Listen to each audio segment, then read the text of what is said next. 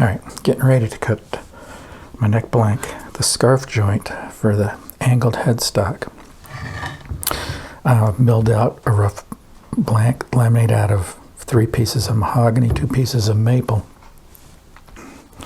Here's a little mock-up. So you imagine this is this blank, these 2 pieces of maple that have already been cut at a 12 degree. So originally the board would have looked like this. You cut your 12 degree angle, flip this around. So since this, again, if this is the board, this is getting flipped over, going like that. That'll be glued.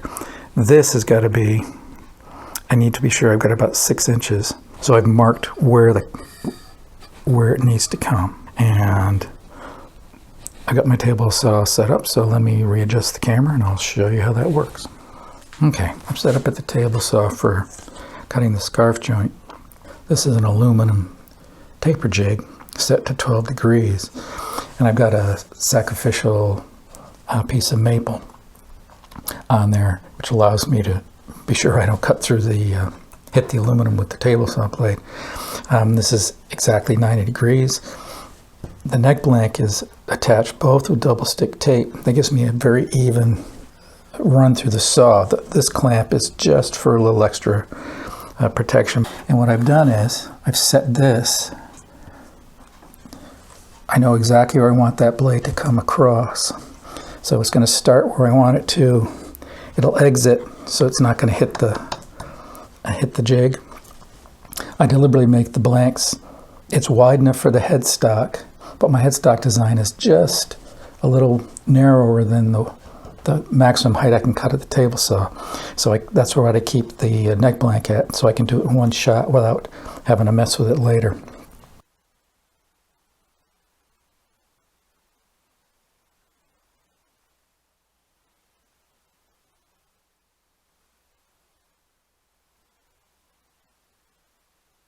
So scarf foot joint's cut. You can see, there it is.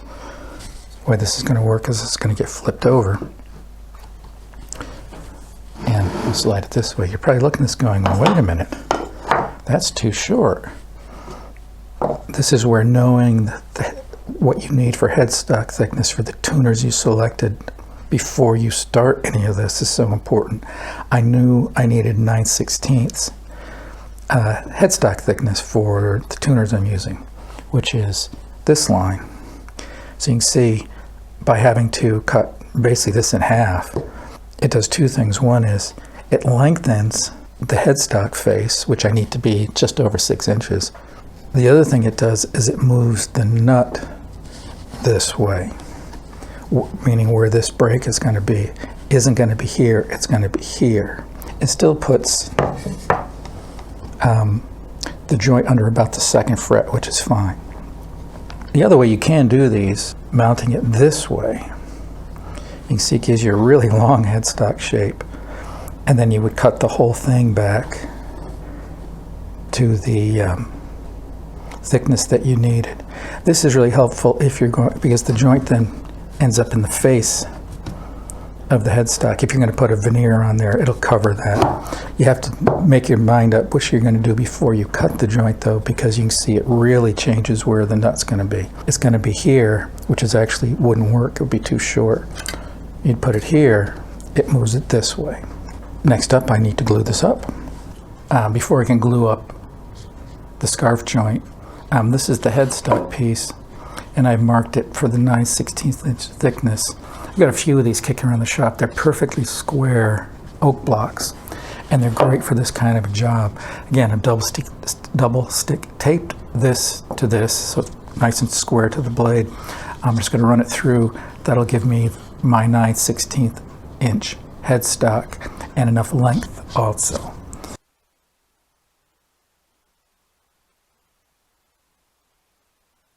Ready to glue up the scarf joint. I have this little jig.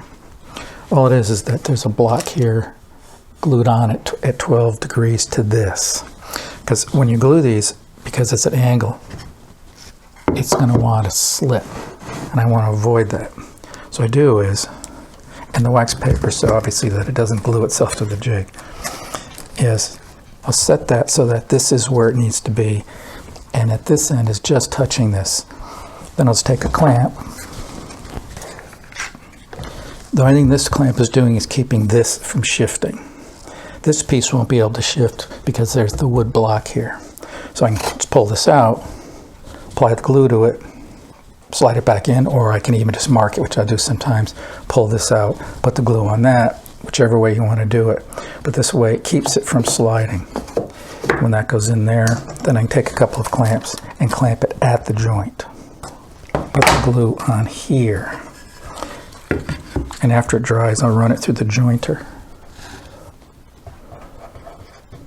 You want a nice even but thin coat.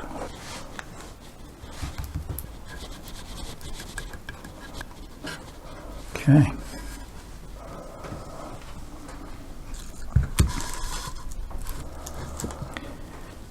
And what I can do is, you notice I'm starting it where it isn't touching. This one's already in place. I can just slide this until it's right where I want it, which is right there. A couple of these clamps. First one is going to go right here. You can see the squeeze out. This also, obviously, with this laminated neck, you've got the lines. If this isn't perfectly aligned, you'd really see it. So this jig keeps everything where it needs to be. Oops, see, it shifted because I forgot to clamp it. This is a perfect example, and it's okay, I still have time. But you can see what happened as soon as I started to put the pressure on the second one. This started to slide. So I need to reposition it. Okay, now I'm going to put this clamp on, and again, that's just to keep that from happening. It's not for the glue joint, it's to keep things where they need to be. That's nice and square. Now I can go back, put this right in the middle, nice squeeze out. Okay, nice squeeze out. My lamination lines lined up. It's where I need it to be. We're good to go. When last we spoke, I glued up the scarf joint, run this through the jointer so that this is perfectly smooth. Right angle here where the angle starts. This is a 12-degree headstock angle. The other thing I did, and I didn't mention it, is I do my routing for the truss rod at a router table using the fence to keep it perfectly aligned, so that I need to have an absolutely straight edge here. So I also used, after I did the face, I ran each side through the jointer as well. And that reminded me of something that's particular to laminate necks like this. With laminations is, don't assume that they are perfectly centered to the outside. And what I mean is, where you want the center line is marked is between these two laminations. It doesn't matter if the outside on one side could be that wide. It wouldn't matter, because it's all going to get cut away when the neck gets shaped and the headstock gets shaped. But if it's off center looking, it's going to look weird. So what I did was I measured the distance between the two maple laminations, determined where that would fall on here, then drew my center line. And I do that both front and back. The other thing that I drew in is the line right where the angle starts. And the nut's going to sit just this side of it. So I take nice right angle tri-square. Now that I know this side is perfectly perpendicular to the center line, or parallel I should say, I can draw a perfectly perpendicular line, which I did, to mark where the nut's going to be located. This is the template, remember, that I created. So I can put it on the center lines, and I've marked these reference where the nut would be, the 1st fret, 12th fret, and so on.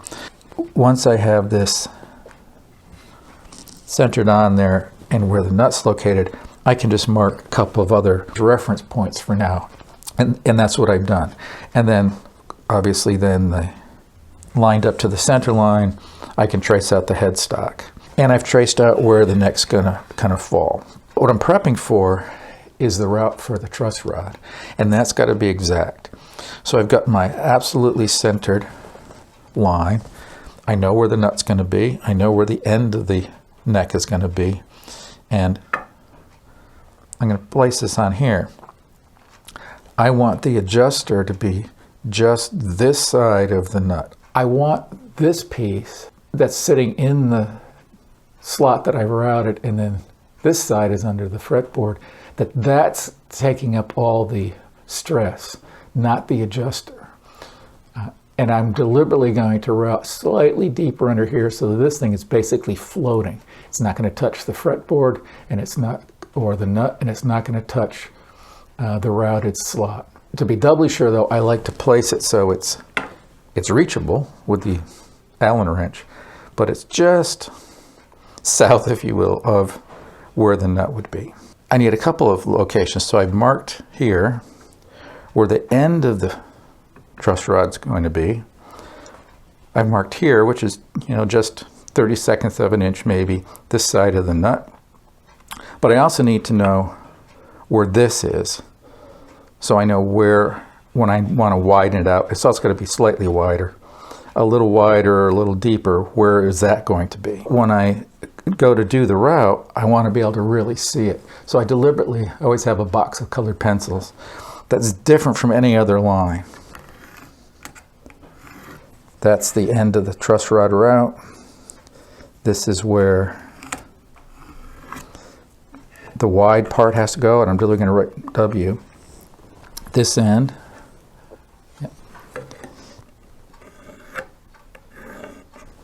Got the end of the, and I'll bet even with the camera up fairly high here, you can still see that quite well.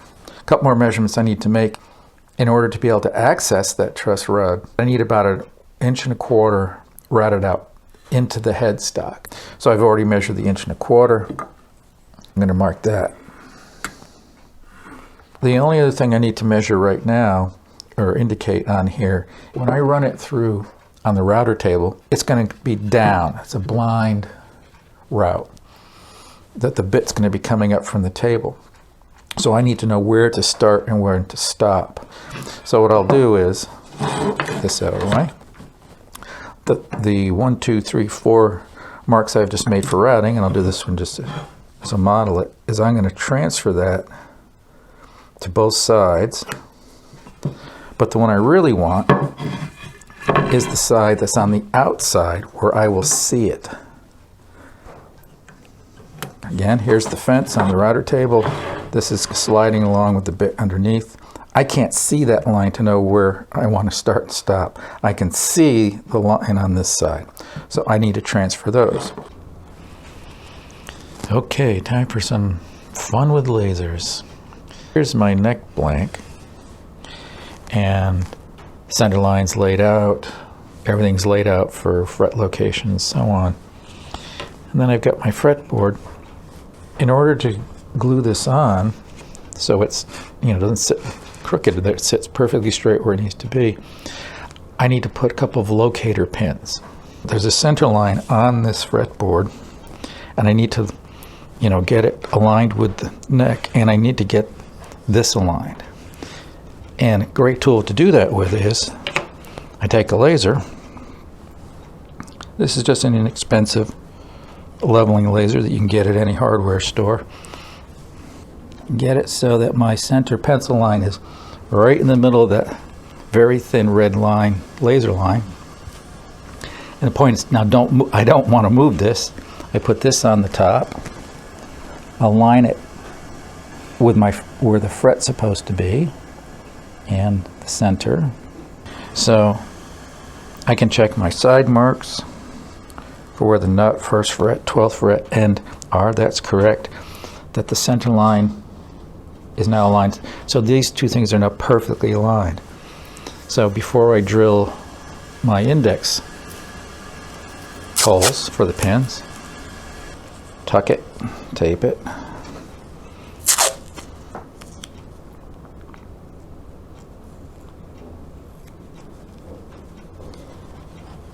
And that's not going to go anywhere now, just for the 2-foot move over to the drill press.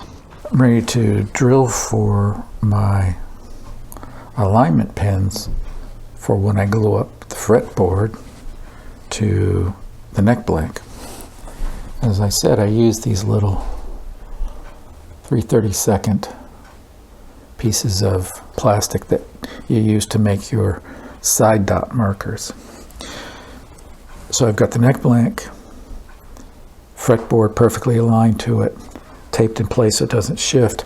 This is the neck template on top. That's just so I see I'm going to make my marks outside of that. And it doesn't really matter where, so I'm just going to pick a spot here and use a little awl to mark a little divot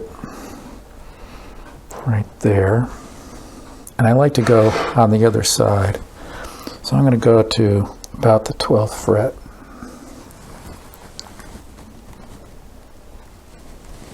I go down maybe 3/16 of an inch, the most, into the net, through the fretboard and into the neck.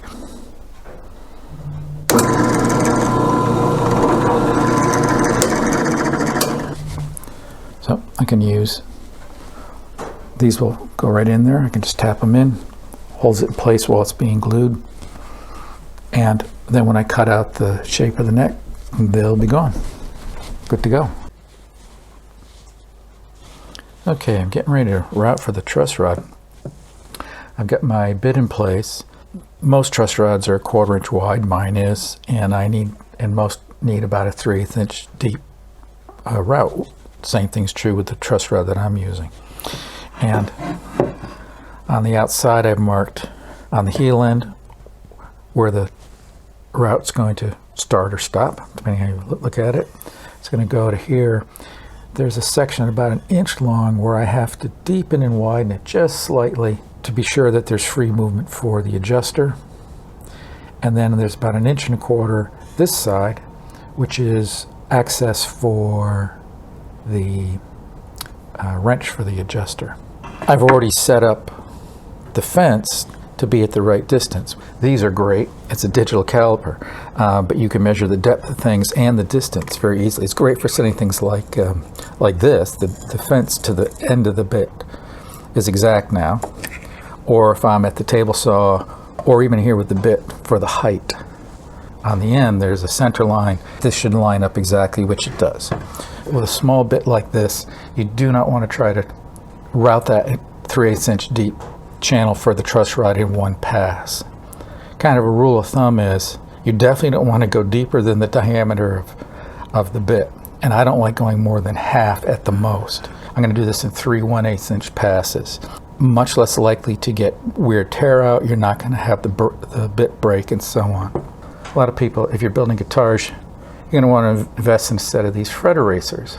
Well, I've got a few old ones kicking around, and what I'll do is the router bits often get, some residue from the wood. As I can just take the fret eraser and run it a couple of times along both the flat edge and then the angled edge.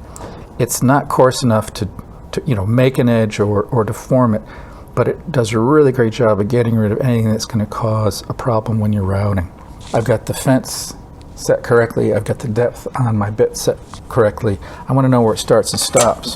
So I'll just take a square and I'm going to set this. I'm going to turn it a little bit by hand carefully, not cut myself. I'm just going to take a pencil and go like this.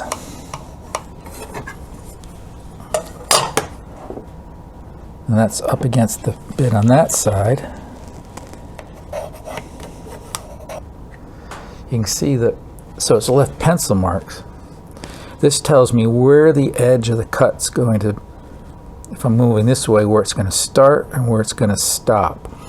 Gives me a good visual for making this kind of a blind. Obviously I'm not going to see the bit's going underneath like that, of where I want to start and stop. So here's my bit, my fence. You can see I've clamped a clamp across the table so that if I put the butt end there, when this drops, it'll be exactly where I need it to start cutting. So on this end, so I'm coming along the fence, and then boom, that hits that, and that's where we want to stop.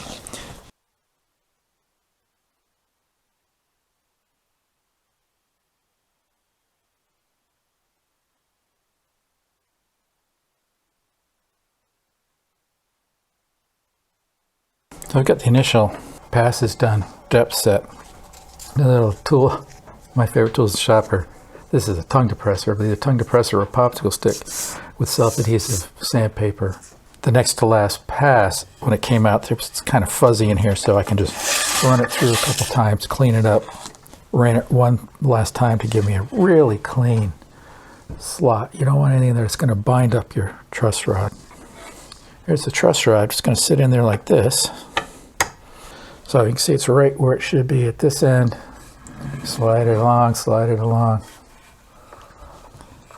And here we are at the nut end again, just where I want it to be, just this side of the end of the nut. But you can see, while it's flush down here, it's kicked up down here. It's because I have to widen this section slightly. Make just that one little pass, it's just slightly deeper. And that'll give the adjuster plenty of room to move. The easiest way to do that, so I don't have to reset everything up, I can move this side of the fence out of the way. Pop the plate, replace the bit, and never have to move it. Then this can just slide back into place. The center will still be in the right spot, so it'll widen that correctly. You can see it's just slightly, I used a 5/16 inch bit in this case, just to widen it for the adjuster and deepen it just slightly, about a 1/64 of an inch. You want to keep this as shallow as you can, because you think about carving the back of your neck, it's always thinnest right behind where the truss rod is at the nut end. You want to leave as much wood behind there as you can. So you can see, so it sits in there fine. Now I just have to route for the wrench access. What I'll use is just a round nose bit. Again, without moving the fence, I'll swap out the bit, keeps it centered, and just this section, it will widen it, deepen it just slightly, so that I can get in there and actually get some movement with a wrench. So as you can see, is main channel for the truss rod, a little wider for the adjuster, then with the 1/2 inch round nose bit for the adjustment wrench. It's going to clean it up just slightly with a little bit of sandpaper, and I'm ready to glue the fretboard to the neck blank. Okay, I'm ready to glue the fretboard to the neck blank. I got everything assembled here, and I'm deliberately right here on the edge of this table. Because of the angled joint, I can let that hang off the edge. Put this right here. Gives me a nice solid surface to clamp on, nice and level. So this piece is all set, and I've checked the fit of the truss rod, and that's fine. So now I got to prep. The first thing I'm going to do is just use some silicone, and I just want to put a couple of drops in each end, and that's where the pressure points are, if you will, where depending on which way the truss rod is going to adjust either end, so it'll avoid any rattling. And I'm going to put a couple of small dabs closer to the middle. The idea here isn't to get it adhesed in there, if you will. It's just to give it a cushion so you don't get that really annoying buzz. The other thing I want to do is make sure that this is adjusted. If this had been adjusted so there was a bow to the actual truss rod, when you're trying to glue up your fretboard, is a real pain. So that sits just literally just a hair below the surface here. Now I don't want to get glue in here, so I just take a strip of tape.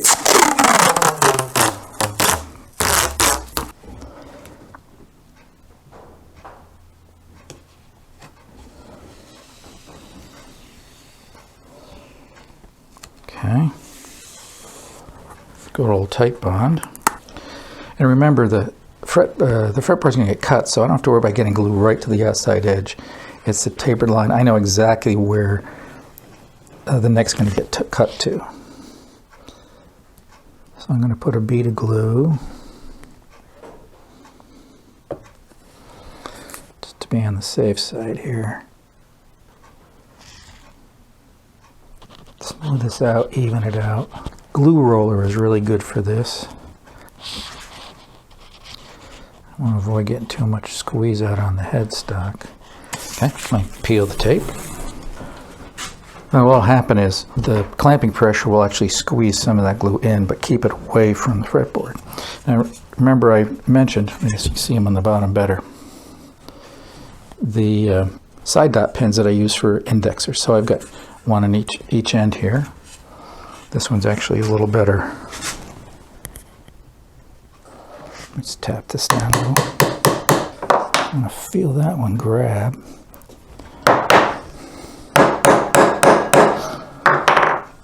Trim this a little bit.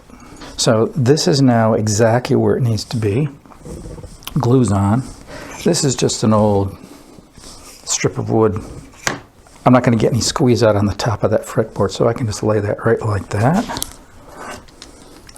And we put some clamps on. Now, I like to work about from the middle out. It's just habit.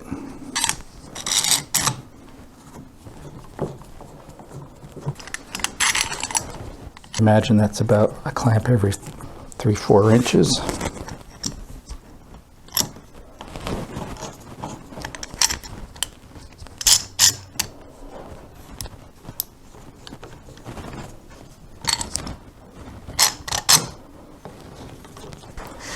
That sits overnight, and we'll be back at it tomorrow.